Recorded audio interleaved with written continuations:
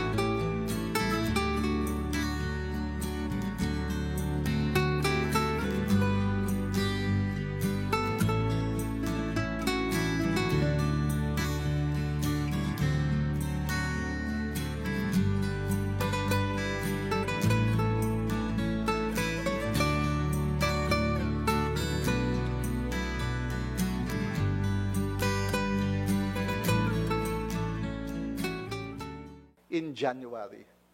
I-delay natin hanggang January at uutusan natin yung mga universities na lahat ng subjects na may lab, OJT, internship, etc., i-reschedule nila sa second semester. So sa first sem, ang ituturo lang lahat ng mga klase na regular na pwedeng lectures, theoretical do sa first sem. I-move natin sa second semester yung kailangang pupunta. So the options will be from the more open, limited face-to-face in low-risk MGCQ areas to the most conservative, do it in second semester. Pero humihingi ho ko ng guidance yung mga private schools in particular tsaka local governments. Kasi hindi ho nila alam ang gagawin, lalo sa mga area na wala talagang internet connection. Meron na pong ilang eskwelahan na nagsabi sa CHED na magsasara sila dahil yung enrollment po ay talagang bumaba, natatakot ang mga magulang at estudyante, at meron na hong ilan na nag-report sa CHED. Ang problema ho, wala kaming policy sa pagsara kasi itong COVID hindi pa nangyari sa matagal na panahon, so we're only crafting it. So yun yung proposal, Mr. President, sa higher education. Thank you very much. Mr. President, ang pinopropose para sa general education, sa basic education, ay very similar to option 1.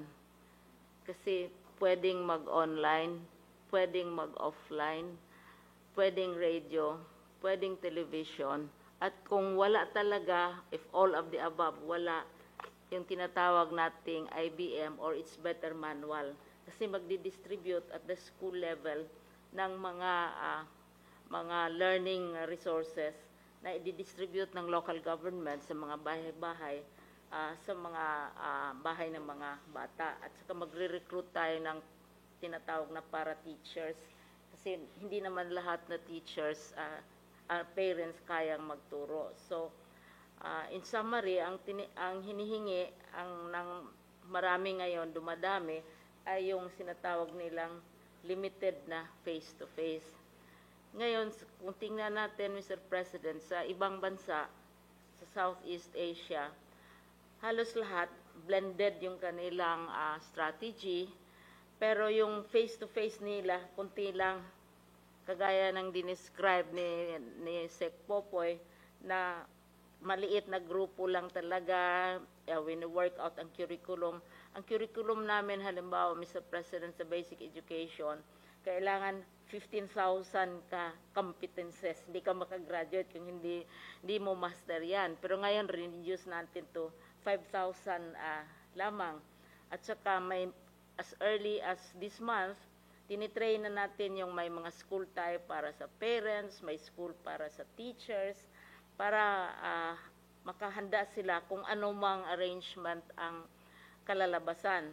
may kuryente, walang kuryente, may libro, walang libro, may transistor, walang transistor, may cellphone, ay mag-a-adjust ang eskwelahan basta lamang makapagpatuloy ang pag-aaral ng mga bata. So very similar sa option 1 ang iniisip ng DepEd. Now going back to NCR and to Metro Manila, yung sinabi ko nga kanina, ang epekto talaga ng pagbulusok ng economy is sa enrollment. Dahil kung ang parents walang mga trabaho, yun naman ang asikasuhin nila, yun ang tinitingnan.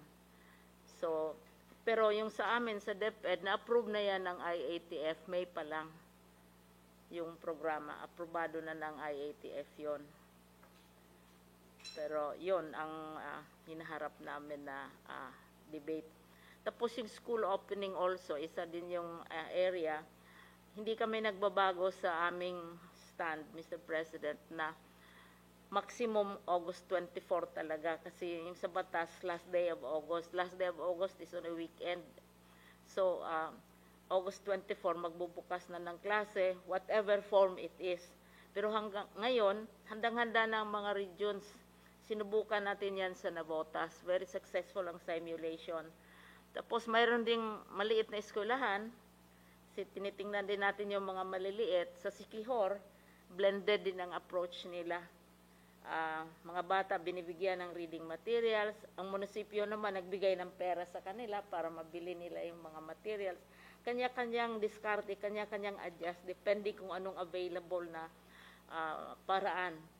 Pero ang bottom line, patuloy ang pag-aaral ng mga bata.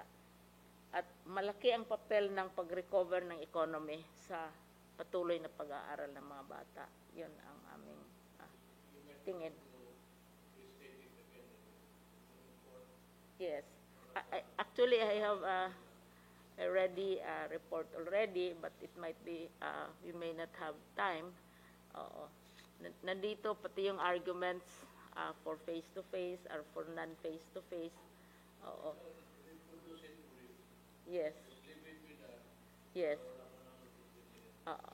Sabi nila, sang-ayon po ako na kung pwede pong maaprubahan ninyo, Mr. President, dahil gagawin naman po nila sa tinatawag natin MGCQ, low risk. Ang ibig po sabihin nito, number 1, yung pong case doubling time, kung meron man kaso yung lugar na yon, ang pagdoble po ng kaso doon ay aabot more than 28 days po. So matagal bago magdoble, ibig sabihin kakaunti. Pangalawa po naman, yung kanilang kaso ay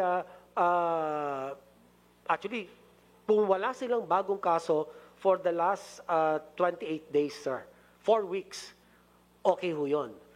At pangatlo ho, yung kanilang mga critical care, yung health systems capacity po nung lugar na yon ay mababa po yung ginagamit. Yung po tinatawag natin critical care utilization rate, less than 30%. So all of these really favor yung pong kanilang proposition. Kasi yung pong binanggit nila na mga 10 estudyante sa isang classroom, ay ito po'y naka-align po sa ating tinatawag na mga physical distancing as part of the engineering controls. So, yung pong isang entrance, isang exit, maganda po yung mga yan. Yung air conditioning, kailangan nakataas yung temperature to 26 degrees, kasi alam po naman natin, mas madaling kumalat kung nakasara yung kwarto, naka-aircon na mababa ang temperatura or malamig. Ano? So, okay po yun, Mr. President. We strongly endorse it, Mr. President. Mr. President, isang ko lang recommendation siguro for both the CHED and the DepEd. As much as meron tayo sa DILG na coordination at meron tayong body to look at all of these things, I think magkakaroon din tayo ng parang office or bureau, I guess, in the DepEd to yung mga ngasiwa po sa pagtingin dito sa kung mag-open up tayo unti-unti dun sa ating mga schools. I'll return it to Ito, Chairman. Mr. President, ito po yung ginawa nila sa Thailand, sa classroom. Yan, hindi lang nakahiwalay yung mga desk, nilagyan ho ng plastic na takip yung mga estudyante pwede ho natin sa Pilipinas na mas malalayo pa dyan. Kung kailangan, as much as more than 1 meter if needed, depende ho do sa disenyo ng eskwelahan. Pero yan ho ang ginamit nila. Pero ito sa basic education sa Thailand po ito. Ito yung kwan. And then Secretary Galvez has further recommendations on this. Sir, Actually, Mr. President, sa amin, ang nag-approve nitong mga pag-hold ng classes, whatever, in whatever form, ay ang regional director. Kaya may structure na kami, may existing structure na kami, na ang opisina ng regional director, mayroong division superintendent, may supervisor. Alam niyo yung sa panahon ng mother ninyo, ganun pa rin. So, alam nila kung ano ang sitwasyon at the school level. Kaya madaling makahanap ng solusyon. So yung mga approval processes, mayroon ng structure for approval or for disapproval depending on the terms.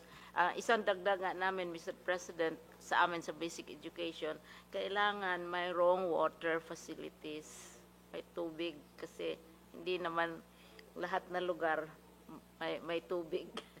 For the washing of hands. And mayroon na kaming existing standards, may guidelines na kaming nagawa, nandoon na, at saka pwede nang tingnan yung mga eskwelahan, kaya namang mai-inspect para mapabilis ang desisyon. Ang hinihintay lang namin yung affirmation ng policy na inapprove na dati ng IATF.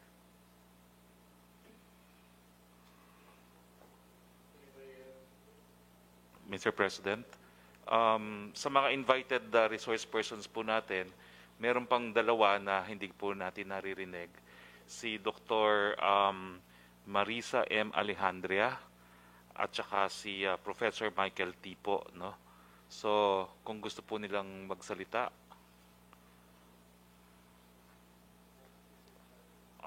mukhang ayaw nyo na. Ayaw na. Okay. Pero si Professor Rai po is requesting kung po pwede lang siya mag-react daw po dun sa mga options. Pero si Secretary po, Galvez wants to the floor. Sir, actually sir, in support of the the CHED, may mga schools po sir na may mga kaya yung yung mga may kaya yung pamilya. Yung sinasabi nga namin, pinag-usapan namin na parang cohorting na sila, naka-dormitories. I-check sila ng PCR test. And then pagka na-test sila ng negative, so hindi sila muna alis sa dormitory for a period of time. Kung just in case alis sila sa dormitory, they will be tested again. So yun palagi ko sir, pwede silang ginawa natin, katulad ng ginawa natin po sa sports, sa basketball, na nagkaroon ng cohorting, na bali po, tinest po natin lahat ng mga players. Ganun din ang pwede natin gawin po sa mga schools, mga private schools, na pwede pong, kung nakaano po sila sa dormitories, pwede po natin i-testing lahat po yung estudyante, and then they can stay there until such time that they finish there, no? Isa po pwede po kasi talaga pong naniwala po tayo na talagang importante po yung edukasyon sa atin po. Hindi po natin talaga matutumbasan yung po ng education. Secondly, sir, pwede pong tama po yung sinasabi nyo na dahan-dahan lang po muna tayo. Sa MGCQ, sir, gawin po natin muna siguro, inspekin natin yung eskwelahan, ano ang configuration, ano ang pwedeng gawin at saka hindi po pwedeng gawin. Una, dapat wala pong playground. Kasi po pagka may playground, magkakaroon po ng tawag na close contact at saka meron po tayong tinatawag na possibility na magkaroon ng transmission because of mababiolate po yung social distancing. Secondly, yung mga canteen na mayroong mga parang buffet na normally very vulnerable po tayo. Most vulnerable po tayo pagka po tayo kumakain kasi wala tayong mask. And normally, napansin po namin sa aming contact tracing, yung mga ospital, nagkakaroon po sila ng transmission. Pagka po nagda-dine-in po sila, naghahalo-halo sila ng pagkain. At the same time, yung mga yung mga talagang pagkakumakain yung mga workers, yung ating mga vulnerable po, kayo yung tatawag natin yung construction workers, nagkakaroon po ng contamination because nagkukwentuhan po habang kumakain. So yung laway po tumatalsik, doon po napupunta sa pagkain, saka nagano po ng pagkain. So yun po nakita po namin na dapat bago po tayo magbukas ng tinatawag natin na school na limited contact, po sir natin, kailangan makita po natin yung re-engineering, kailangan po makita po natin yung mga protections. Thirdly, kailangan po yung mga ibang mga dapat hindi gawin at saka dapat gawin At saka yung configurations po na one way in, at saka one way out din po na hindi sila magkakapasalubong parang ginagawa natin sa mall, gagawin natin po dapat yun. And then titignan po tayo, magkaroon tayo ng isang model na school, inspectin po natin, and then lahat ng configuration, pwede po natin gawin po na ganon. So yun po ang recommendation ko po, Mr. President, na if we will really decide na magkaroon tayo ng, for example, 10 per classroom, tingnan po natin po yung mga tinatawag nating mga strategies natin na magkakaroon po natin, nakita natin na mga 96% walang transmission or even mga 100% na ma-ensure natin na magkakaroon po tayo ng redundant preventive measures para po hindi magkaroon po ng transmission. Yun lang po, Mr. President.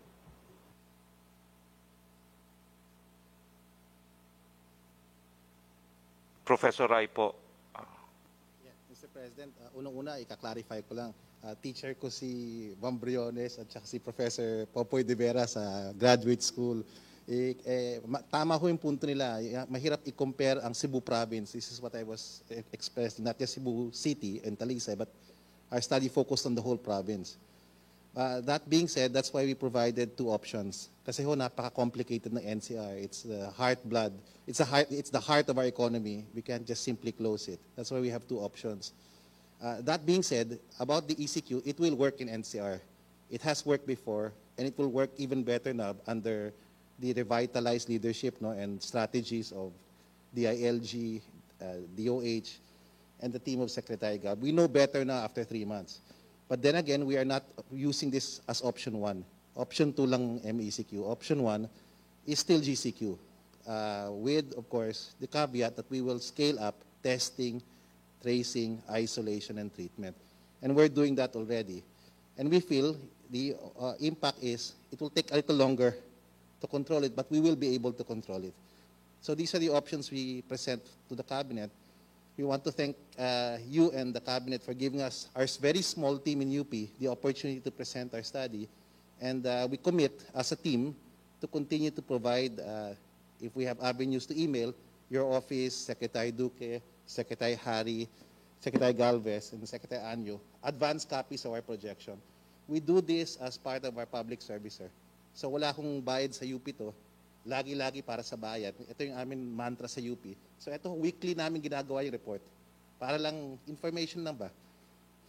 Mr. President, since wala na pong magsasalita, i-anunsyo ko na po ngayon ang classification ng iba't ibang mga rehiyon sa ating bansa. You have a more complete copy. Yes, sir. Una-una po, bago ko i-anunsyo, mensahe lang po sa ating mga kababayan dito sa Metro Manila. Nagkaroon po ng rekomendasyon ang UP na ibalik sa MECQ ang Metro Manila para mapabagal po ang pagkalat ng sakit. Nung una po, sumang-ayon po ating Presidente, pero nag-apila po ang ating Chief Implementer at ang ating Secretary of Interior, Local and Government dahil nangako po ang ating mga mayor sa Metro Manila na paiintingin pa nila ang kanilang localized lockdown, palalakasin nila yung kanilang testing, tracing, and treatment at ipatutupad ng mas malawakan yung mga restrictions sa GCQ. So pumayag po ang ating Presidente na huwag munang ibalik ang Metro Manila sa MECQ sa susunod na 2 linggo. Pero malinaw po sa diskusyon na kapag hindi pa rin po napabagal ang pagkalat ng COVID sa Metro Manila, posible pong bumalik sa MECQ pagkatapos po nitong 2 linggo.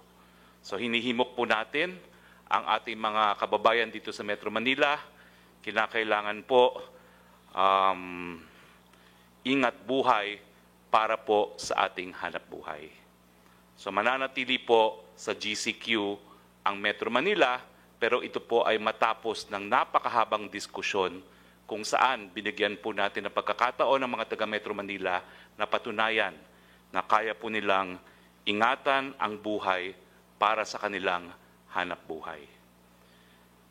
So ito po ang mga klasifikasyon. Iisa lang po ang nasa MECQ.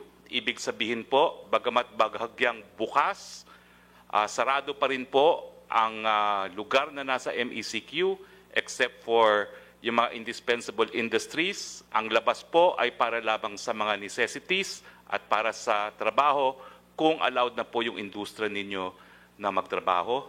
Bawal pa rin po ang public gathering, hanggang 5 lang po ang public gathering at kinakailangan manatili po sa kanilang mga bahay, maging homeliners. Ang kaisa-isang syudad po na mananatili sa MECQ ay ang syudad ng Cebu. Ang mga lugar na mga sumusunod naman po ay mapapasailalim sa GCQ. Dito po, bagamat bukas na ang ating ekonomiya, kinakailangan ang mga kabataan, ang mga matatanda, ang merong comorbidities o yung mga misakit, manatili pa rin sa kanilang mga tahanan. Bukas po ang ating mga malls, bawal po magtambay dyan sa mga malls, at bagamat meron na pong dine-in, ngayon po 30%, may increase po yan pagdating ng 21 ng buwan na ito to 50%. Wala pa rin pong public gathering, hanggang 10 katao pa lang, bagamat pinayagan po ng IATF sa GCQ areas ang pagsamba hanggang 10%. Ito po ang mga areas na mapapasailalim sa General Community Quarantine, ang National Capital Region, ang Laguna, ang Cavite, ang Rizal, ang Lapu-Lapu City, ang Mandawi City, ang Ormoc City, ang Southern Leyte, ang Zamboanga City, ang Butuan City, ang Agusan del Norte, at ang Basilan. Ang mga lugar naman pong susunod na babasahin ko ay mapapasailalim sa Modified General Community Quarantine, medium risk. Ang ibig sabihin po, bagamat mas magiging bukas ang ekonomiya, kinakailangan po na ang mga lokal na pamahalaan magpatupad pa rin ng localized or granular lockdowns. Kinakailangan magkaroon sila ng zoning, kinakailangan magkaroon po ng strict enforcement ng mask, hugas ng kamay, at iwas or social distancing. At kinakailangan din po, bagamat dapat tanggapin ang lahat ng mga overseas Filipinos at ang ating mga LSI sa mga probinsya, kinakailangan i-quarantine po sila at bigyan ng PCR hanggat maaari. Ang mga lugar po na mapapasailalim sa Modified General Community Quarantine, medium risk, ay Sakar, ang probinsya ng Benguet at ang Baguio City. Sa Region 1, Ilocos Sur, Pangasinan, Ilocos Norte, La Union at Dagupan City. Sa Region 2, Cagayan, Isabela, Nueva Vizcaya. Sa Region 3, Bataan, Nueva Ecija, Pampanga, Bulacan, Tarlac, Zambales at Angeles City. Sa Region 4A, Batangas, Quezon, Lucena City. Sa Region 4B, Oriental Mindoro, Occidental Mindoro, Puerto Princesa City. Sa Region 5, ang Albay, Masbate, Camarines Norte, Camarines Sur, Catanduanes, Sorsogon at Naga City. Sa Region 6, ang Iloilo, Negros Occidental, Capiz, Antique, Aklan, Guimaras, Iloilo City at Bacolod City. Sa Region 7 po, Negros Oriental, Bohol at ang Cebu Province. Ang Region 8, Western Samar, Leyte, Biliran, Tacloban City. Region 9, Zamboanga del Sur, Zamboanga Sibugay, Zamboanga del Norte. Sa ang Region 10, Misamis Occidental, Bukidnon, Lanao del Norte, Cagayan de Oro City, Iligan City. Ang Region 11, Davao Oriental, Davao del Norte, Davao del Sur, Davao de Oro at Davao City. Sa Region 12, Sultan Kudarat, Cotabato, South Cotabato, General Santos City. Sa Region 13, Agusan del Sur, Dinagat Island, Surigao del Norte, Surigao del Sur. At sa BARM po, Lanao del Sur at Maguindanao. Lahat po ng ibang lugar sa Pilipinas na hindi ko nabanggit ay nasa low-risk MGCQ. Pero bagamat low-risk MGCQ po yan, naka-quarantine pa rin po tayo, kinakailangan pagsusuot pa rin ng mask, paghuhugas ng kamay, at pag-o-observe ng social distancing. Kinakailangan ingatan pa rin po ang buhay para sa ating hanapbuhay. Nakaligtaan ko lang pong banggitin ng mga syudad ng Talisay, Minglanilla at Concepcion sa Cebu Province ay mapapasailalim din po sa General Community Quarantine.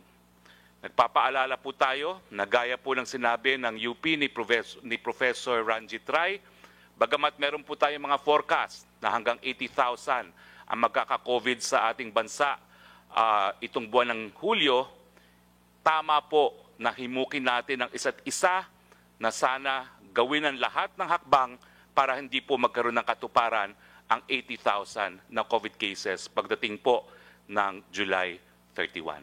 Yun lang po. Maraming salamat, Mr. President, at sa lahat po ng miyembro ng ating gabinete na presente ngayon at sa ating mga dalubhasa na nagbigay po ng kanilang mga expert opinion. Magandang gabi po sa inyong lahat. To our guests and to everybody, maraming salamat sa inyong lahat.